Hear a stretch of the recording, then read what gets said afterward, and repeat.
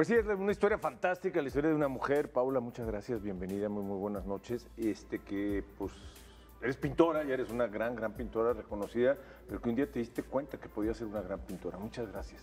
Muchas gracias a ti por la invitación. Eres de aquí de Guadalajara. Sí. Cuenta un poquito tu historia, o sea, tú de qué rumbo, de qué barrio, de qué zona de Guadalajara eres. Bueno, yo crecí entre Chapalita y Providencia. Qué padre. Soy de ahí.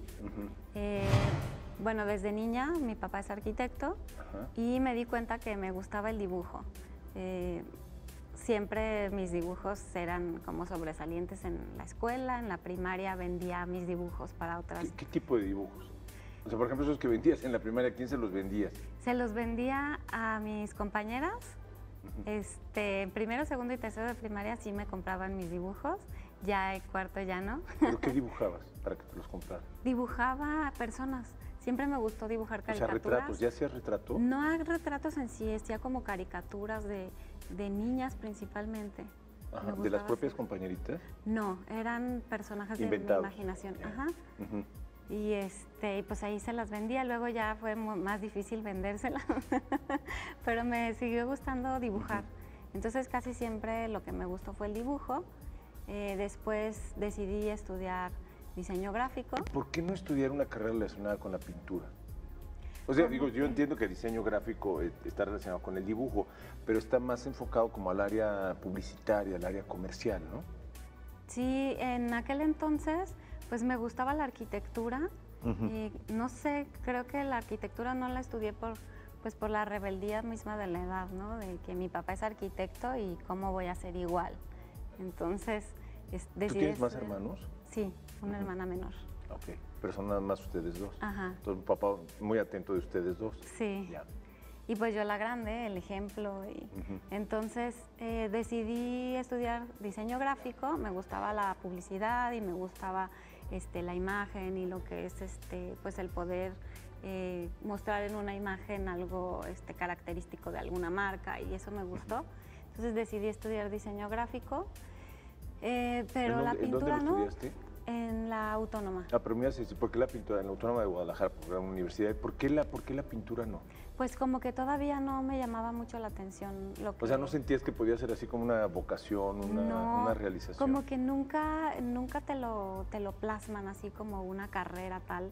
De hecho, pues no hay más que en la UDG la carrera de artes plásticas, pero no hay en sí como demasiada información. La verdad yo no la tenía en aquel entonces, hace algunos años ya.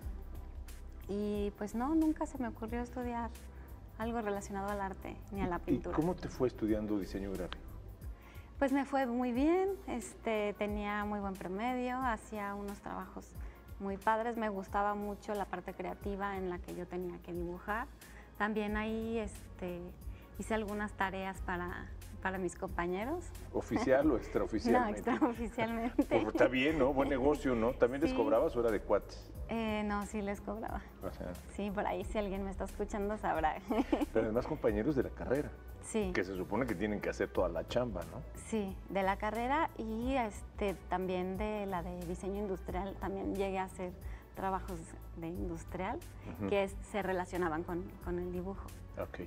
Entonces, como que me salía y además tenía como la característica de que podía percibir cómo hacía el otro su trabajo y poder hacerlo más como el otro, pero un poquito mejor. ¿Qué dirías? Como una empatía, o sea, como que te metías en los zapatos del otro para hacer el dibujo. Sí, para dibujar como el otro, para que no pareciera que era un dibujo tuyo. Entonces sabían que iban a tener una mejor calificación sin que supieran que no lo hicieron ellos. Oye, qué habilidad. Sí, entonces. ¿Y fue buen negocio? Digo, te lo pregunto, yo sé que. No fue tan buen negocio, pero sí, pues sí fue ayuda para mí y para los otros en su momento. Entonces sí es una trampa que hice.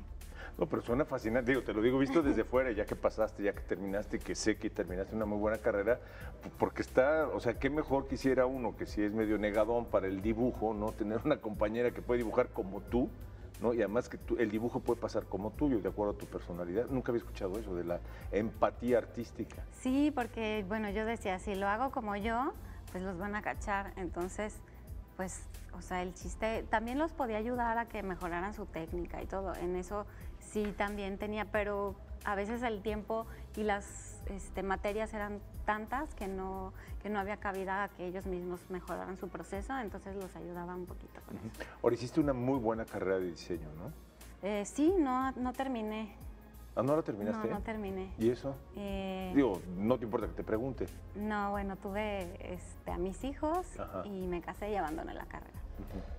Entonces, bueno, ahí ya fueron unos años en donde no hice mucho. Traté de compaginar otra vez el trabajo, me metí a una agencia de publicidad y todavía no tenía mucho tiempo que había dejado la carrera, entonces junto con la carrera yo trabajé en otra agencia de publicidad que me gustaba mucho y pues yo creo que sí era buena, por ahí tengo...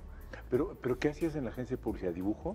Hacía, por ejemplo, tuvimos varios... En la primera agencia donde trabajé y estudiaba en la mañana y trabajaba en la tarde, hicimos el boletaje para Chivas, para Atlas. Gran equipo de fútbol, por cierto. Sí, para Chivas, el equipo de fútbol. ¿Qué te puedo decir? Diseños, y entonces pues verificábamos todo lo que son pues folios y que saliera hasta el final. Entonces fueron como importantes empresas que... Pues sí, trabajos importantes, sí, además yo imagino que mucha trascendencia, porque digo, el boletaje suena fácil, pero es una tarea titánica, ¿no? Sí, desde diseños, el boletaje era junto con el diseño de los gaffets de ese partido y varias cositas que estaban ahí. Después ya pues no me dediqué a eso y luego lo retomé en otra agencia de publicidad más adelante. Ya después de que cumpliste, digamos, el ciclo de ser mamá. Sí, fui mamá. Cuando vuelves a buscar el... Cuando ya mis hijos fueron a la escuela y tenía un ratito libre en la mañana, busqué otra vez trabajar en la agencia. Fue un tiempo cortito, pues mi hija principalmente era muy enfermiza, entonces se enfermaba mucho y tenía que quedarme en casa cuidando. Entonces no fue un tiempo largo el que trabajé, más sin embargo creo que hice buen papel y también hubo eventos importantes donde sobresalí. Sí, pero además entiendo por lo que poco que conozco de ti, por eso la idea de platicar, es que llegaste a ser la directora creativa de la agencia. Sí. O sea, que eso es una chamba también muy, muy importante y muy complicada dentro de una agencia de publicidad, porque de alguna forma es el motorcito, es donde se mueven las ideas de la agencia, ¿no? Sí. Bueno, yo trabajé medio tiempo en la segunda agencia, entonces en la mañana era yo y en la tarde otra persona, pero sí, bueno, sí sentí que fui parte importante en el periodo cortito de tiempo de la agencia. Bueno, y después, entonces, ¿en qué momento es donde dejas la agencia, dejas la publicidad? Porque se antoja que es toda una carrera, o algo que puedes hacer y que puedes hacer permanentemente, y además con sensibilidad de mujer, pues fantástica, pero tú dejas el tema de la publicidad y encuentras la pintura te encuentra a ti, ¿qué pasa? Bueno, dejo la publicidad y me dediqué a mi casa. Entonces, estando en casa, yo buscaba el decorar mi casa de una forma que yo tenía en la mente, pero cuando fui a buscar cuadros, pues resulta que no me encantaba ninguno, entonces pues dije, ¿qué tan difícil será hacer los propios? Y busqué clases de pintura y me topé con que para pintar había que tener un proceso de dibujo 1, dibujo 2, dibujo 3 y carboncillo 1, 2 y 3. Y entonces yo no quería esperar tantos años. Sonaba muy largo. Sí, eran 3 años o 3 años y medio, no me acuerdo muy bien, para poder empezar a pintar. Dije, no, bueno. ¿Y tú ya querías cuadros en tu casa? Yo no quiero esperar tanto tiempo. Entonces me lancé a una tienda de arte, compré algunos libros de cómo pintar al óleo. O sea, libros de esos, digamos, utilitarios, prácticos. Sí, cómo pintar al óleo, técnicas del óleo, qué utilizar para pintar al óleo.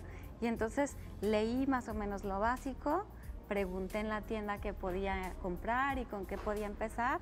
Y entonces compré mi material y empecé. ¿Con qué empezaste a pintar? ¿Con óleo directamente? Sí, empecé a pintar con óleo, me encantó. Pero es complicado, ¿no?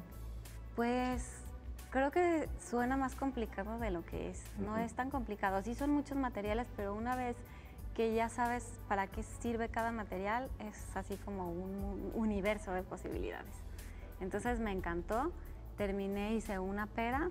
Pero ¿cómo empiezas? Porque digo, eso, ok, está, ya tienes los materiales, ya los compraste, ya tienes tu paleta, tu aguarrás, me imagino también, ¿no? Los olores del óleo. Sí. O sea, ¿cómo empezaste? O sea, Bueno, yo ya tenía mis ideas, en aquel entonces se usaban las frutas. Entonces dije, bueno, empiezo con una fruta, pero no me gustaba que tuviera tantos colores. Yo la quería un poquito más monocromática, entonces dibujé un fondo en tonos naranjas y dibujé una pera en tonos naranjas. Y me encantó el resultado, entonces dije, ay, creo que puedo hacer uno más grande. Entonces compré un lienzo más grande y en ese lienzo hice 2 peras, pero me quedaron mucho mejores que la primera, entonces me gustó. Y así empecé haciendo cuadritos y luego llegaban mis amigas y me decían... A ver, de eso quiero que nos platiques precisamente el primer encuentro de tus primeras pinturas con el público, aunque hayan sido tus amigas, tu familia. De eso platicamos después de una pausa, ¿te parece? Claro que sí. Ok, seguimos platicando con Paula después de una brevísima pausa. Regresamos.